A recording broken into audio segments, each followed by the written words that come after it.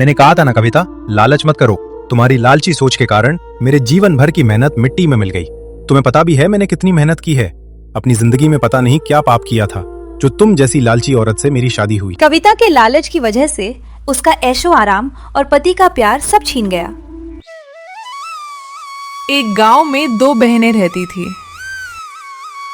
बड़ी बहन सरिता का पति कुछ महीनों से बीमार था, इसलिए वह रोज छोटी बहन कविता के घर काम करने जाती थी। कविता की शादी एक अमीर व्यापारी से हुई थी। वह बहुत ही सुंदर लालची थी। सुबह के समय सरिता जल्दी जल्दी अपने काम खत्म करके अपनी छोटी बहन कविता के घर की तरफ निकलती है। सरिता दीदी, आज भी तुमको देर हो गई। सुबह सुबह इतने बड़े घर का काम पड़ा है और तुम आराम से घर में बैठी रहती हो। जल्दी आना चाहिए था। खैर, अब आ ही गई हो तो काम में लग जाओ। माफ करना बहन, मेरा बेटा रात भर रोता रहा। बुखार के कारण इसलिए देर हो गई। मैं जल्दी जल्दी सब काम कर दूंगी। सरिता के घर पहुंचते ही कविता उसे काम बताने लगती है। पहले आंगन और फिर कमरे झाड़ पोंछ दो। घर चमकना चाहिए। उसके बाद रसोई में जाकर सारे बर्तन मांज देना। और हाँ, काम ठीक से होना चाहिए। सरिता जल्दी जल्दी काम पर लग जाती है। सबसे पहले कविता के आंगन में झाड़ू पोछा करते हुए धीरे धीरे घर का एक एक कोना साफ कर देती है। फिर बर्तन मांजने बैठ जाती है। उधर कविता आराम से बैठकर अपना फोन चलाती है। अच्छा, तुमने सारा काम कर दिया। अब ये गेहूं रखे हुए हैं, इसमें से अच्छे अच्छे गेहूं चुनकर साफ कर दो और टूटे फूटे गेहूं और कचरा अलग कर देना। मेरे घर में सिर्फ बढ़िया अनाज ही पकता है, समझी? और फिर जल्दी से जाकर दोपहर का खाना बना देना। सरिता गेहूं साफ करती है, फिर रसोई में जाकर खाना बनाने लगती है। वो अपने मन में सोच ही रही होती है कि कविता ने कहा था कि वो पैसे तो नहीं देगी, पर रोज काम के बदले अनाज दे देगी। सरिता सोच रही थी कि इस खाने में से कुछ खाना उसे भी मिलेगा।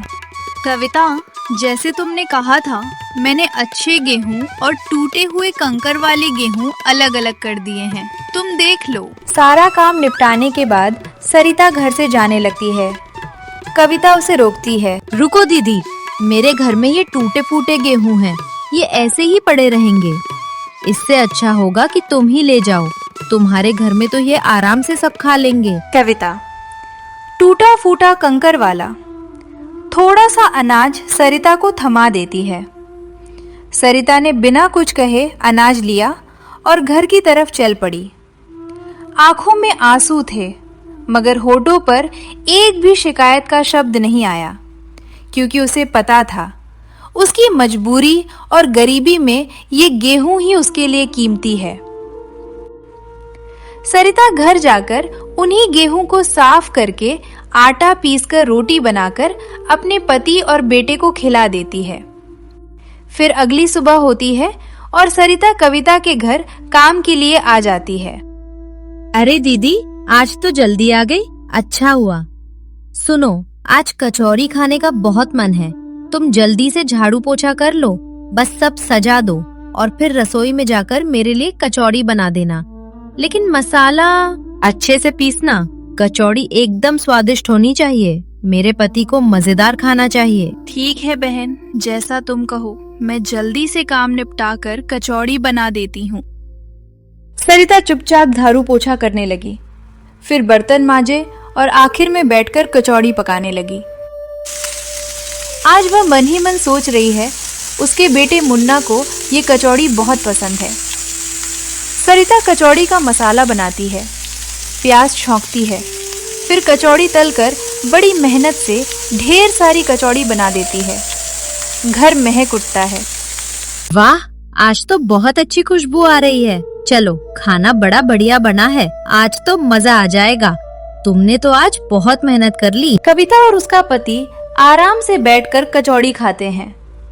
सरिता की आंखों में एक आस झलक रही थी कि शायद आज कविता उसे थोड़ी सी कचौड़ी दे देगी उसके बेटे के लिए। शाम के वक्त सरिता अपना काम पूरा करके घर जाने लगती है। सुनो सरिता दीदी, कल तुम जल्दी आ जाना। मेरे पति को व्यापार में बहुत बड़ा लाभ हुआ है, इसलिए कल हमारे घर पूजा का बड़ा आयोजन है। बहुत सारे मेहमान आएंगे, ढेर सारी मिठाइयाँ और पकवान बनेंगे, समझी ना? मुझे तुम्हारी पूरी मदद चाहिए। ठीक है कविता, जैसे तुम कहो। मैं कल सुबह जल्दी आ जाऊंगी। जो भी काम होगा पूरी मेहनत से करूंगी। अगली सुबह सरिता जल्दी उठकर अपने घर का सारा काम निपटा कर जा रही थी। अचानक उसका बेटा मुन्ना घर के बाहर आ गया। माँ, आज तुम इतनी सुबह सुबह कहाँ जा रही हो? मौसी के घर तो तुम 7 बजे जाती हो, तो अभी कहाँ जा रही हो? और घर के सारे काम भी जल्दी खत्म कर दिए, क्या बात है माँ?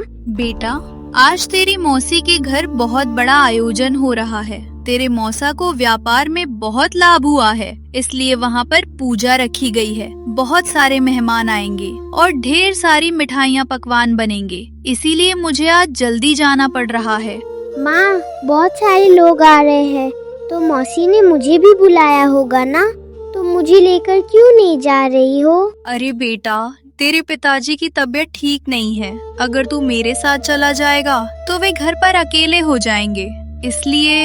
ठीक है माँ, आज मौसी के घर पर मिठाइयाँ बन रही हैं, वो हमारे लिए भी देंगी ना? तुम लेकर आना माँ, मैं इंतजार करूँगा, तुम जल्दी आना। हाँ मुन्ना, तुम अच्छे से रहना, मैं काम करके जल्दी लौट आऊंगी। और सुन बेटा, अपने पिता का ख्याल रखना। उनकी दवाइयाँ खिड़की पर रखी हैं, उनको याद से दे देना। सरिता अपने बेटे के सामने कैसे भी बहाना बनाकर चली गई। वो सोच ही रही थी कि उसकी बहन ने सारे गांव का निमंत्रण दिया और उसे एक बार भी नहीं बोला कि अपने बेटे को भी साथ लेकर आना।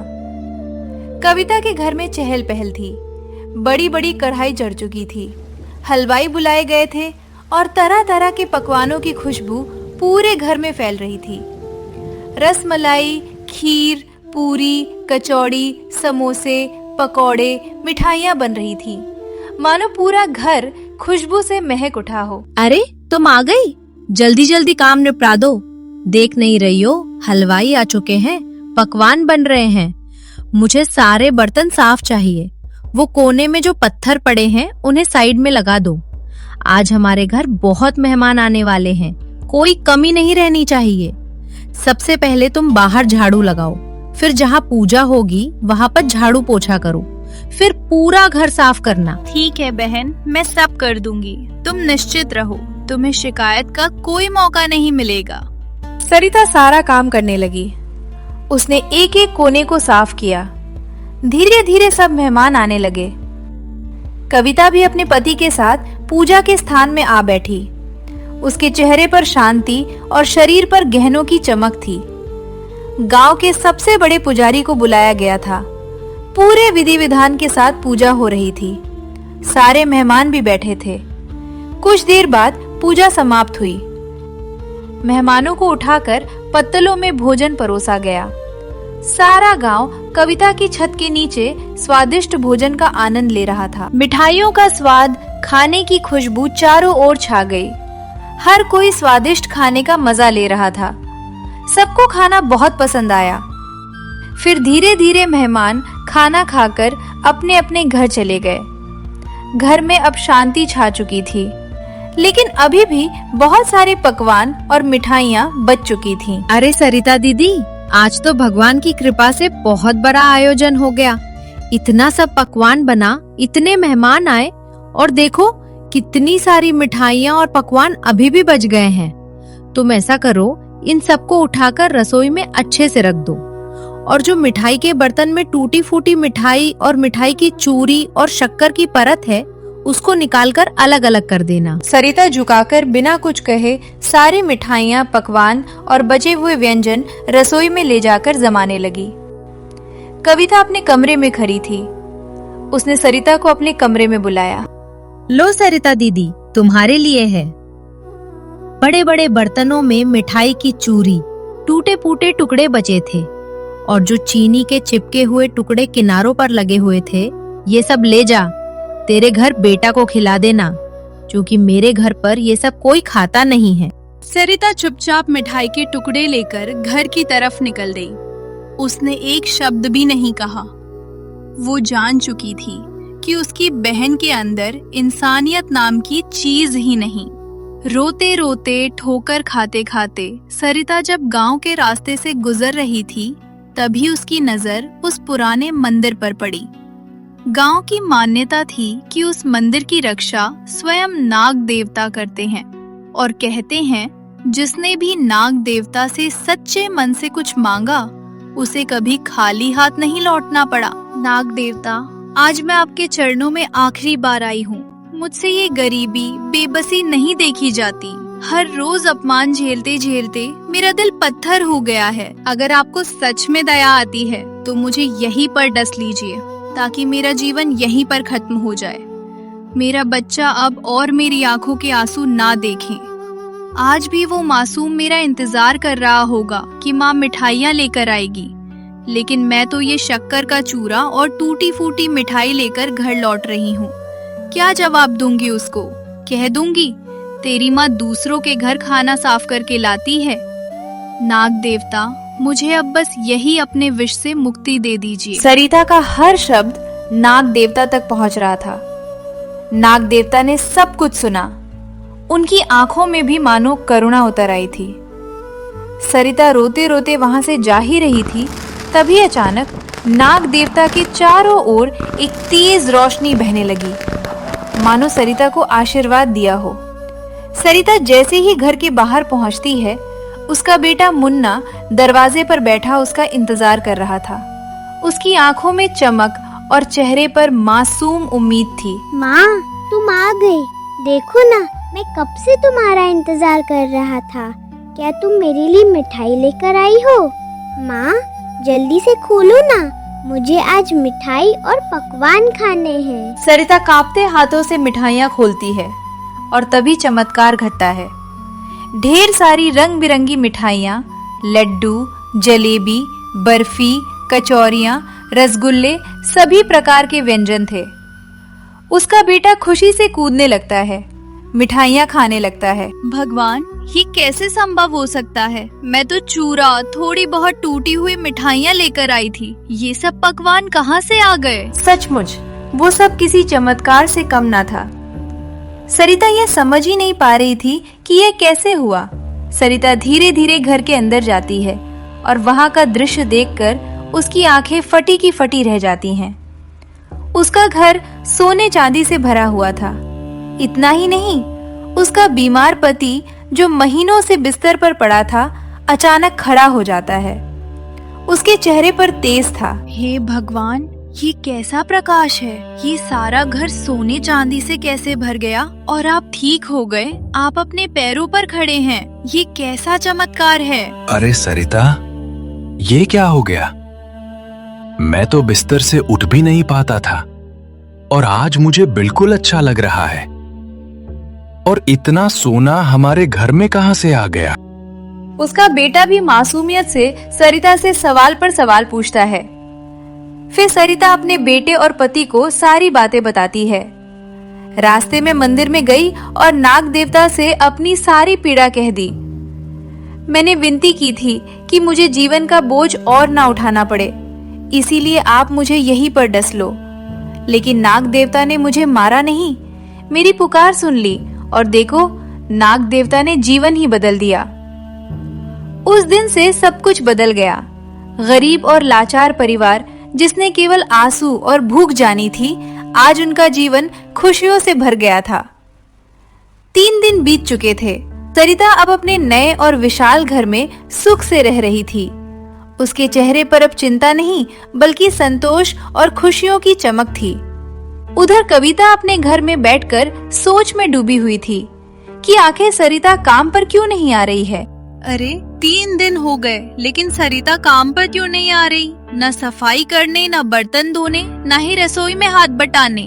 कहीं बीमार तो नहीं पड़ गई या कोई और बात है? इतना सोचकर कविता ने अपने नौकर को आवाज लगाई। अरे सुनो, तुम अभी इसी वक्त जाकर देखो कि मेरी बड़ी बहन कहाँ है। वो काम पर नहीं आ रही। जाकर पता लगाओ कि वो क्या कर रही है।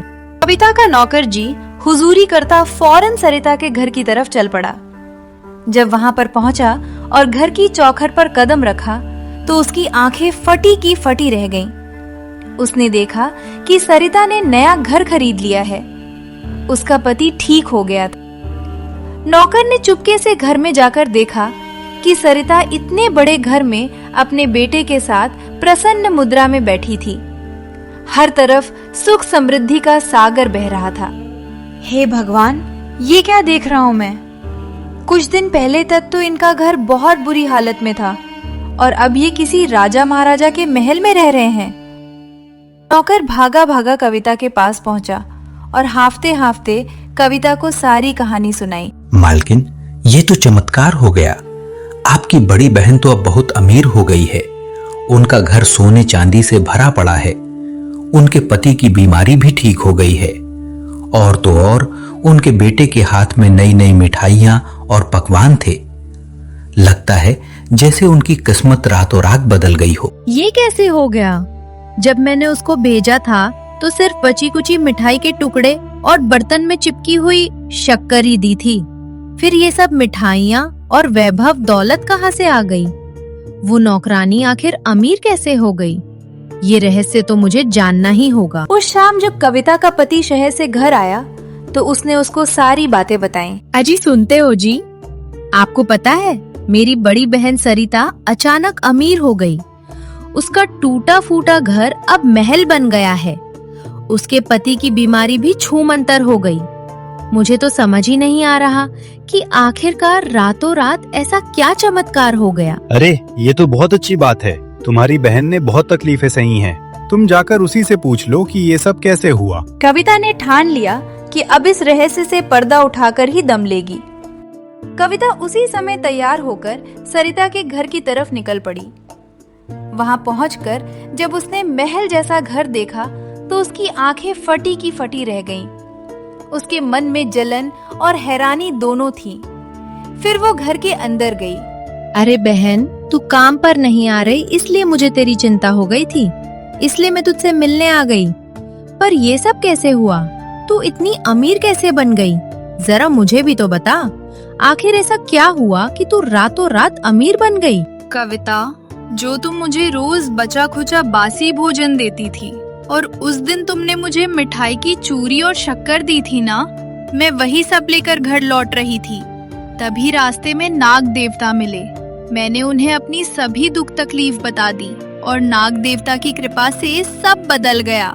कविता को सरिता का इतना बड़ा घर और सुख समृद्धि देखकर जलन होने लगी। अगले ही दिन कविता ने मन ही मन ठान लिया कि उसे अपनी बड़ी बहन से भी ज्यादा अमीर बनना है। उसके भीतर का लालच और जलन उसे चैन से बैठने नहीं दे रहा था। उसने अपने पति से सारी बातें बताईं। सुनो जी, मुझे सब पता चल गया है। दीदी इतनी अमीर कैसे बनी?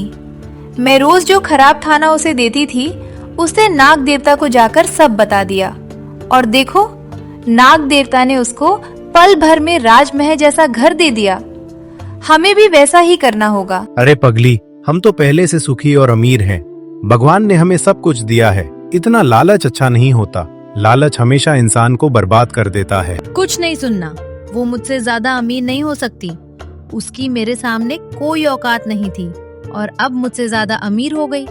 अब मैं वही सब करूंगी जो वो करती थी। पति ने बहुत समझाया, लेकिन कविता पर लालच का भूत सवार हो चुका था। वो थोड़ी देर बाद दोपहर के समय सरिता के घर पहुंची और झूठे आंसू बहाने लगी। सरिता दीदी, मुझे माफ कर दो। मैंने तुम्हारे साथ बहुत बुरा किया। आज मेरे पति के कारोबार में थोड़ी मुसीबत आ गई है। घर चलाना भी मुश्किल हो रहा है। मुझे अपने घर पर काम पर रख लो। जैसे मैं तुझसे काम करवाती थी वैसे ही मैं भी कर लूंगी। तुम्हें ये सब करने की कोई जरूरत नहीं है। मैं तेरी पूरी मदद करूंगी। तू क्यों चिंता करती है? तू तो मेरी सगी बहन है। अरे नहीं दीदी, मुझे पैसों की मदद नहीं चाहिए। तुम मुझे काम पर रख लो और बदले में मुझे खाना दे देना। ठीक है, अगर तेरा मन है तो आज से मेरे घर पर काम कर लेना। मुझे तुझसे कोई गिला शिकवा नहीं है। सरिता ने अपनी छोटी बहन के झूठ को पहचान लिया, लेकिन उसने फिर भी कुछ नहीं कहा। उसने कविता को अपने घर पर काम के लिए रख लिया। अगली सुबह कविता सरिता के घर पर काम के लिए पहुंच गई और मन में बस एक ही ख्वाहिश थी कि वही चमत्कार दोहराया जाए और वो सरिता से भी ज्यादा अमीर बन जाए। अरे कविता, आ गई तू। आज घर में बहुत काम है, तू सफाई कर ले, मैं रसोई देख लेती हूँ। हाँ दीदी, मैं आपका सारा काम कर दूंगी। दिन भर काम करने के बाद जब घर लौटने का समय आया, तब सरिता ने कविता के लिए अच्छे अच्छे पकवान और मिठाई एक थैली में लाकर दी। लो कविता, ये गरम गरम खाना और मिठाई अपने साथ ले जा। नहीं दीदी, तुम मुझे वही देना जो मैं तुझे दिया करती थी, बासी बचा खुचा सड़ा हुआ खाना। मैं तेरा अच्छा खाना नहीं लूंगी। सरिता ये सुनकर चौंक गई, लेकिन कविता की जिद इतनी मजबूत थी कि आखिरकार सरिता ने उसे मजबूरी में बासी खाना देना पड़ा। कविता खुशी खुशी बासी खाना लेकर लौट गई। अगले दिन फिर वही हुआ। कविता सरिता के घर का काम करके जाने लगी तो सरिता ने ताजी मिठाई और खाना दिया, लेकिन फिर से कविता ने मना कर दिया। वह जबरदस्ती बासी और खराब सब्जी लेकर चली गई। 3 दिन बीत गए। कविता रोज काम पर जाती और रोज जबरदस्ती बासी खाना लेकर जाती। सरिता सोच में पड़ गई थी कि आखिर कविता ऐसा क्यों कर रही है। कुछ दिन बाद, अब तो काफी दिन हो गए हैं दीदी के घर काम करते करते। अब तो मुझे भी वही करना होगा जो उसने किया था। मैं आज ही मंदिर जाऊंगी और वहां जाकर नाग देवता से वही बोलूंगी जो सरिता दीदी ने कहा था। तब जाकर मैं उससे भी अमीर बनूंगी। बस यही सोचते सोचते कविता के कदम तेज हो गए। उसका मन लालच से भरा हुआ था। उसे ना अपने पति की बात सुनाई दे रही थी और ना ही अपने घर की चिंता थी। उसके मन में तो सिर्फ एक ही चाह थी, दौलत, सुख, रुपया, शान और शौकत। इसी लालच में वो मंदिर में गई और नाग देवता के सामने रोने लग गई। नाग देवता, मैं बहुत गरीब हूँ। मेरे जीवन में केवल दुख है। मैं रोज अपनी बड़ी बहन के घर काम पर जाती हूँ और वो मुझे कभी ताजा खाना नहीं देती, हमेशा बासी ही देती है। आज उसने मुझे वही बासी खाना दिया। नाग देवता, अब मैं बहुत दुखी हो गई हूँ। आप मुझे यहीं पर डस लीजिए ताकि मैं इस दुखी जीवन से छुटकारा पा सकूं। अचानक मंदिर के अंदर भारी आवाज सुनाई देती है। अरे मूर्ख स्त्री, तू लालच में अंधी हो चुकी है। तेरे दिल में अपनी ही बड़ी बहन के लिए जलन भरी हुई है। मुझे सब पता है। रोज तेरी बहन तुझे ताजा और अच्छा खाना ही देती है, लेकिन तू जानबूझकर उससे बासी खाना मांगती है। नहीं नाग देवता, मैं सच बोल रही हूँ। झूठ मत बोल कविता। तूने अपनी बहन से ईर्ष्या की, झूठ बोला और अब लालच में आकर मुझसे मौत की भीख मांग रही है। तो ठीक है, तेरी इच्छा मैं पूरी करता हूँ। तू चाहती है कि मैं तुझे डस लूं, तो ठीक है। मुझे माफ कर दीजिए नाग देवता, आप सच कह रहे हैं। मैं लालच में अंधी हो गई थी। मुझे मत काटिए। ठीक है, मैं तुझे नहीं काटूंगा, लेकिन लालच का फल तुझे मिलकर ही रहेगा। मैं तुझे श्राप देता हूं। तेरा आलीशान घर एक झोपड़ी में बदल जाएगा और तेरे घर का पूरा सोना, चांदी, हीरा, मोती और धन सब पत्थर में बदल जाएगा। तू मेरे सामने गरीब बनकर आई है। अब कुदरत तुझे बताएगी कि असली गरीबी क्या होती है। कविता रोते रोते भागती हुई अपने घर की तरफ जाती है। उसके मन में हजारों ख्याल आ रहे हैं। उसकी आंखों से आंसू रुकने का नाम नहीं ले रहे थे। उसका घर एक झोपड़ी में बदल गया। उसने देखा कि उसके घर के सारे हीरे जेवरात और धन पत्थर में बदल गए। अरे कविता, ये क्या हो गया? हमारा घर झोपड़ी में कैसे बदल गया? मुझे कुछ समझ नहीं आ रहा। बताओ, क्या किया है तुमने? कविता ने अपने पति को सारी बातें बता दी। मैंने कहा था ना कविता, लालच मत करो। तुम्हारी लालची सोच के कारण मेरे जीवन भर की मेहनत मिट्टी में मिल गई।